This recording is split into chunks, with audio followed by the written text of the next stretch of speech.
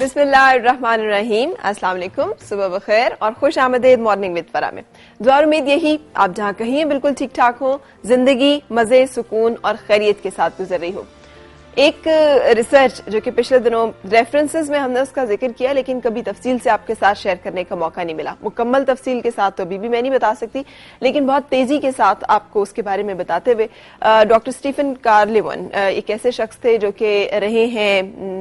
Israel में तकरीबन 3 साल। इसराइल एक ऐसा मुल्क है, हम जानते हैं, जो बहुत सारी जगहों पर आलमी फैसलात पर असरअंदाज होता है। आलमी फैसले जो हैं वो उनकी मर्जी के, उनकी मंशा के मुताबिक किए जाते हैं। वो कंट्रोल करते हैं गवर्नमेंट्स को, ना सिर्फ गवर्नमेंट्स को कंट्रोल करते हैं बल्कि ताकतवर तरीन जो इकोनॉमीज है उनको कंट्रोल करने के जरिए से और आलमी मईशत पे छाए होने की वजह से वो पूरी दुनिया की जो सियासत है और पूरी दुनिया की जो बिसात है उसको बड़ी हद तक उस पे जो सबसे कामयाब मोहरे हैं वो यहूदी ही हैं। हम ये भी जानते हैं जितने नोबेल प्राइज आज तक दिए गए, मैंने आपको एक दफा पूरी लिस्ट पढ़ के बताई थी, उनमें से मेजॉरिटी सिर्फ 2 ऐसे हैं जो कि मुसलमानों के हिस्से में आए, बाकी तमाम तर जो हैं वो यहूदियों के हिस्से में है। अगर हम कारोबार का देख लें तो जितने बड़े बड़े ब्रांड्स जी जितने हम सुनते हैं जो बड़े एस्टेब्लिश्ड हैं, बहुत ज्यादा कामयाब हैं, वो सब यहूदियों के हैं। तकरीबन 70% कारोबार जो है वो इनके हाथ में है, आलमी मईशत का, पूरी दुनिया का इसका मतलब है। सो ये तमाम चीजें साबित करती हैं कि वो एक कामयाब कौम है, एक कामयाब नस्ल है।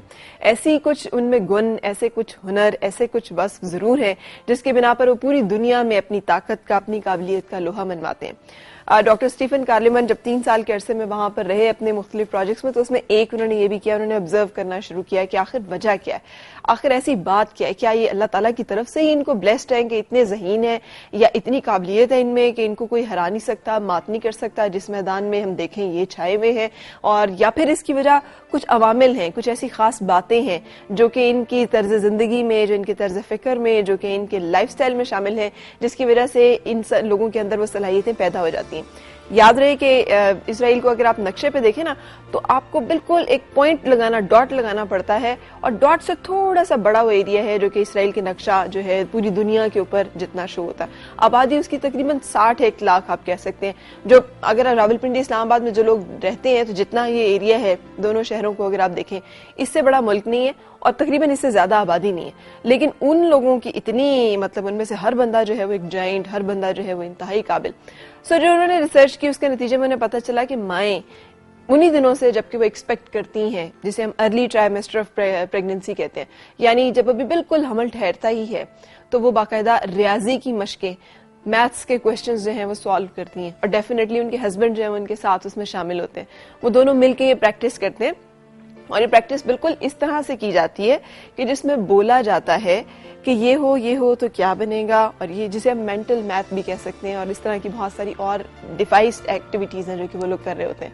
क्योंकि उनका मानना ये है कि जो हामिला खातून है उस जो खाती है और जो वो सोचती है, और खासतौर पे जिस तरह के उसके ज़हनी मशागल रहते हैं, उसका डायरेक्ट असर जो है वो बच्चे के ऊपर, यानी नस्ल के ऊपर, जो शख्स, जो इंसान दुनिया में आने वाला है उसकी शख्सियत के ऊपर, उसकी सोच के ऊपर पड़ रहे होते हैं। ना सिर्फ ये बल्कि वो मौसीकी में गहरी दिलचस्पी लेती हैं, वो मौसीकी सुनती हैं, बजाती हैं, गाती हैं। ये बताने की तो जरूरत ही नहीं है कि एक रिलैक्स एनवायरनमेंट में उनको रखा जाता है जहां पर कोई सास के ताने नहीं होते, जहां पे कोई शौहर की बदमिजाजी नहीं होती, बल्कि उनको इस तरह से देखा जाता है कि वो जन्म देने वाली हैं एक ऐसे शख्स को, एक ऐसी इंसान को जो कि दुनिया में कुछ करने की काबिलियत और सलाहियत रखे। उनका फोकस होता है कि एक ज़हीन इंसान को पैदा किया जाए। सिर्फ बच्चे पैदा करना या सिर्फ इसलिए पैदा कर देना कि हम इस्टेब्लिश हो जाएंगे खानदान में, या हमें कोई कुछ कह नहीं सकता फिर, या फिर ये कि एक दफा बच्चा पैदा हो जाए तो फिर ये शौहर जो है ये काबू में आ जाएगा, इन सोचों से बरक्स जो थॉट होता है उसके पीछे वो ये कि एक ज़हीन इंसान पैदा किया जाए, और ये थॉट सिर्फ उस औरत का नहीं होता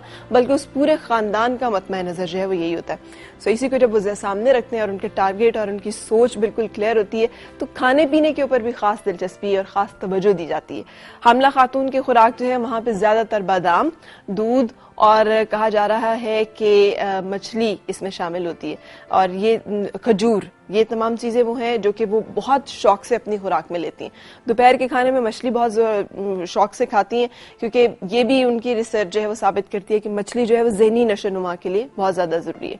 अच्छा, ये तो वो तमाम चंद अवामिल हैं जो पैदा होने से पहले। जब बच्चा दुनिया में आंख खोलता है तो उनके बच्चे जो है 3 ज़बानें जरूर बोलते हैं, जिसमें एक अरबी है, एक इब्रानी है और एक अंग्रेजी है। हर बच्चा जो है उसको जो एक्सरसाइजेज या जो उनकी गेम या एक्टिविटीज कह ले, ये हमारे लिए हैं, ये गेम बॉयज और ये कार्टून नेटवर्क और ये फलान और ढिमकान, उनके बच्चे या तो ज्यादातर तीरंदाजी करते हैं, शूटिंग करते हैं, या दौड़ की जो मुकाबले होते हैं जिसमें जिस्मानी फिजिकल फिटनेस जो है उसके ऊपर। और खासतौर पे तीरंदाजी और शूटिंग के बारे में उनका ये कहना है कि जो लोग इन एक्टिविटीज में रहते हैं, सारी जिंदगी उनके फैसले, उनकी जजमेंट और उनके अंदर एक खास तरह की ताकत और एक खास तरह की सलाहियत जो है वो पाई जाती है। अच्छा, फिर इसके अलावा ये भी ज़हन में रहे, हमने घरों में बड़ा आम देखा है ना, और सिगरेट नोशी पब्लिक जगहों पे हुकूमत ने मना कर दी है,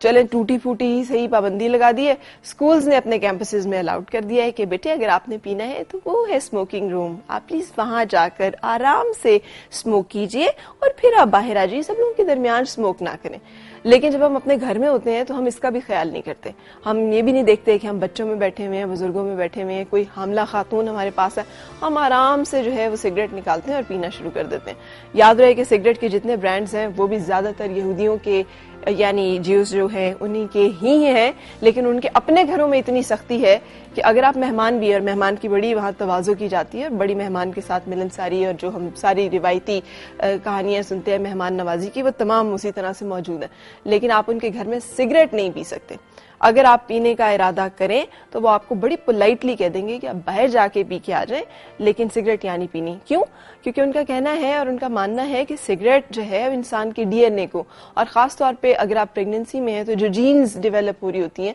उनके ऊपर डायरेक्टली असरअंदाज होती हैं और उसको तबाह करने में बड़ा अहम किरदार जो है वो अदा करती हैं। अच्छा, अब इसके बाद जब बच्चे पढ़ने की स्टेज पर आते हैं तो क्लास ए, जिसे हम कहते हैं 6th ग्रेड कह लें या तकरीबन 8-10 साल की उम्र कह लें, जिसमें हम अभी बच्चों को 1+2, 2+4 ये सारी चीजें जो है वो पढ़ा रहे होते हैं, या कॉन्सेप्ट्स या कॉन्सेप्चुअल मैथ्स जो है उसको लेकर चल रहे होते हैं, वो कारोबारी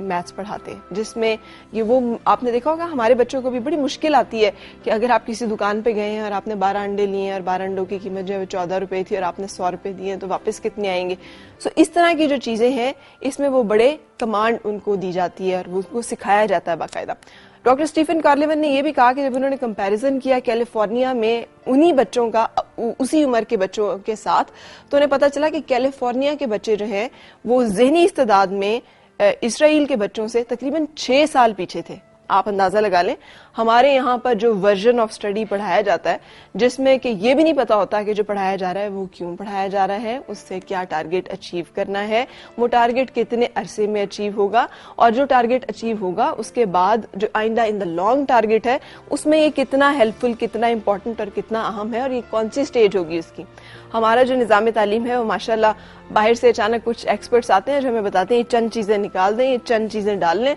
इससे कि ये चंद चीजें पढ़ के जो है ना वो हमारे मफाद पे जरा जद पड़ती है। वो इस लिहाज से अपने बच्चों को लेकर चलते हैं। फिर उसके बाद जब बच्चे यूनिवर्सिटी लेवल पे आते हैं, हाई स्कूल में हमारे यहाँ ना आर्ट्स पढ़ना, वहाँ साइंस के मज़ामीन के तरवीज उनके ऊपर फोकस किया जाता है, कोशिश की जाती है बच्चे ज्यादा साइंस के मज़ामीन जो है वो पढ़ें। यूनिवर्सिटी में जब वो आते हैं तो वहां पर चंद चीजें जो हैं उनके ऊपर खास तौर पे फोकस किया जाता है। एक तो ये कि आखिरी जो चंद साल होते हैं उसमें कारोबार को स्टडी करना, बिजनेस को स्टडी करना जो है वो बहुत अहम है,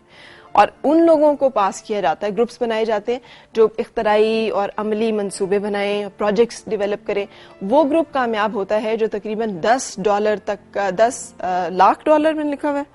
हाँ, $10,000 तक का मुनाफा जो है वो कम अज कम कमाता है। सो वो लोग सिर्फ डिग्री ग्रांट किए जाते हैं। हम फिर हैरान होते हैं कि ये लोग क्यों दुनिया की मईशत पे और कारोबार पे चाहे, जबकि हमारे यहाँ हर बच्चा जब पढ़ रहा होता है किसी के भी जहन में कारोबार करना या कारोबार में कामयाब होना नहीं होता। 100% अगर लोग पढ़ रहे हैं तो उसमें से 90%, 95% जो है वो किसी ना किसी नौकरी की ख्वाहिश जो है या किसी ना किसी नौकरी को टारगेट किए हुए होंगे। इसीलिए ये बहुत एम्पावर्ड लोग हैं, इनके ऊपर कोई भी गलबा जो है, ये एम्प्लॉयर्स हैं, हमें इनसे नौकरी चाहिए होती है और चाहते ना चाहते हुए हमें इनके एजेंडा और इनके असूलों और इनकी बातों को मानना पड़ता है। अच्छा, फिर उसके बाद जब हम आते हैं, इन्होंने अपना एक इस्टेब्लिश किया हुआ सोशल सेटअप भी। न्यूयॉर्क में अगर आप जाएं तो इनका एक सेंटर है जहां पर के लोगों को फ्री ऑफ कॉस्ट, जिसे कहते हैं बिला सूद कर्जे वो दिए जाते हैं। अगर फर्ज किया हम में से कोई जीव है और उसके पास एक अच्छा मुनाफा बख्श आइडिया है, वो लेकर वहां पर जाएगा, वहां पर जो लोग बैठे हुए हैं वो उनको बिला सूद कर्जे देंगे और वो अपना कारोबार शुरू करेंगे। इस तरह से जितने बड़े बड़े ब्रांड्स हैं, मशरूबात के नाम ले लें आप, ड्रेसेस के नाम ले लें आप, इनमें से ये एक दूसरे को सपोर्ट करने का, एक दूसरे का साथ देने का, एक दूसरे का हौसला बढ़ाने का, ये जो इनके अंदर एक सोशल एलिमेंट है, उसकी वजह से भी ये छोटी सी कम्युनिटी दुनिया पर छाई हुई है। अच्छा, फिर उसके अलावा एक और चीज बड़ी अहम है, आपको पता है मेडिकल के जो स्टूडेंट्स होते हैं, इवन अगर ज्यूज जो हैं वो मेडिसिन स्टडी करें भी, तो उसके बाद यही जो मैं आपको बता रही हूँ दारा, जो न्यूयॉर्क में जिसका मेन सेटअप है, वहां पर उनको ये प्रमोट किया जाता है और उनको इनकरेज किया जाता है कि बगैर किसी हॉस्पिटल में नौकरी करने के बजाय वो वहां से कर्जा लें, बिला सूद कर्जा, और अपना एक कारोबार शुरू करें। इसलिए ज्यादातर जो यहूदी डॉक्टर्स हैं वो हमें प्राइवेट प्रैक्टिस में नजर आते हैं, उसमें नौकरियों के बजाय। ये एक इंफ्रास्ट्रक्चर है, ये एक सोच है जो कि प्रिवेल करती है और ये नस्ल दर नस्ल किया जाने वाला वो काम है जो किसी भी जगह पर अगर राइज किया जाए तो यकीनन नताइज वही मिलेंगे जो हमें इस एक मखसूस खित्ते, इस एक मखसूस कौम के साथ मिल रहे हैं। हमने सोचना सिर्फ ये है कि हम क्या कर रहे हैं, और हमने सोचना सिर्फ ये है कि क्या हमारी प्रायोरिटीज और प्रेफरेंसेस में भी एक ज़हीन नस्ल पैदा करना, एक कामयाब इंसान पैदा करना, एक ऐसा इंसान जो एम्पावर्ड हो। जबकि हमारे हुजूर सल्लल्लाहु अलैहि वसल्लम ने हमें बता दिया है कि जो माल है या जो इसे कह लें रिस्क का तकरीबन 70% हिस्सा, बल्कि शायद इससे भी ज्यादा, मैं उसकी सही जो है वो मिस कर रही हूँ इस वक्त, वो तिजारत में है और बाकी जो है वो फिर बाकी जगहों पर डिस्ट्रीब्यूट कर दिया गया। हम नौकरियों को फोकस करते हैं और फिर हम रोते इस बात को हैं कि रोजगार के मौके नहीं है या अनएम्प्लॉयमेंट हो रही है। सो कोशिश करनी है हमें कि हम इन तमाम चीज़ों को अपनी ज़िंदगियों में शामिल करें ताकि हम सीख सकें। बच्चों की फूड में जंक फूड बिल्कुल नहीं है। ये जो हम डिफरेंट चीज़ें खिलाते हैं ना अपने बच्चों को, बच्चे भी वहाँ बादाम, दूध, मछली और इस तरह की चीज़ें जो है वो इस्तेमाल करते हैं। बड़ी फोकस और कॉन्सेंट्रेटेड उनकी ब्रॉटअप होता है जिसके ऊपर खासी तवज्जो दी जाती है।